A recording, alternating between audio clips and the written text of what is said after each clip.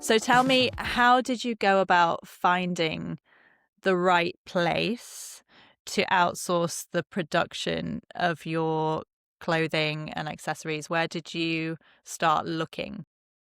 So I guess I had sort of been vaguely looking even before the pandemic. So I was in my head like, if this is going to be something, then how do people do it? It was more a like, is this feasible?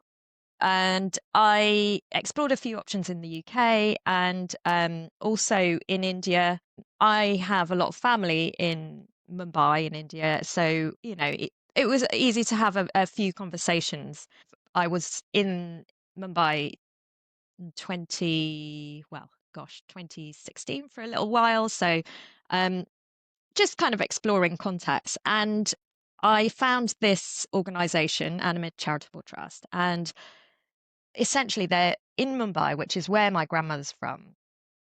And their whole mission just really felt like it aligned with my values, and to be able to give back to women within a city that have had very little or no education and bring them to this community where not only do they learn a skill, and a skill that I really love, sewing and dressmaking, and I find a lot of satisfaction from being able to do that, but they get this wonderful community of like-minded women.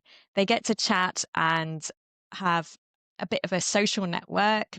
The organization also provides some amazing things like scholarships potentially for the children of the people who work there. They offer some counselling for women who may have gone through quite a lot, financial education. So everything just felt like it was the right place to start having conversations. So I'm really pleased with how it all ended up.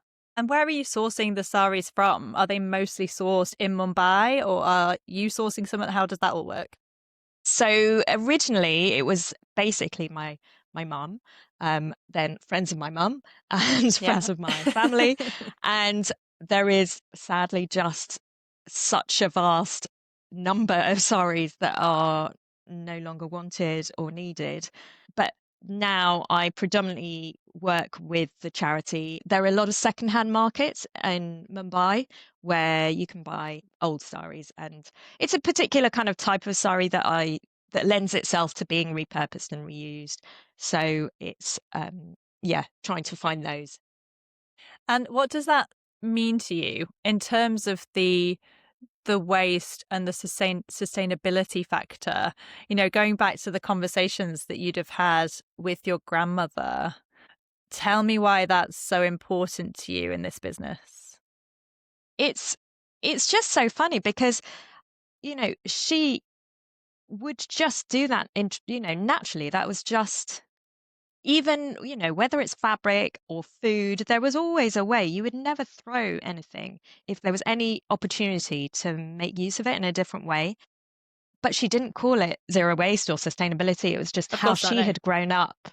Yeah. And now I felt like, especially in the last 10 years or so, people were starting to realize the impact of overproduction of so much waste, and especially within the textile industry. And, it definitely is something I've thought about through my life. My textiles project at school was about upcycling and reusing scraps. And then, like in the 1990s, there are figures on how much was wasted, and obviously now it's like trebled. Yeah. Um, and all of that kind of, I think, has helped people become aware of, we really need to use what already exists first and foremost before we start overproduction. It's such a hard thing to do, because I completely understand, having worked in retail for many years, that you can't always predict demand. So suddenly you buy a certain amount of stock, and then you don't know if it's going to sell, and then you might have to discount it, or oh no, you haven't got what you need. But it's just this retail model that feels like we're just kind of predicting, and therefore we have to create this waste. And actually, maybe there's a different way of doing things.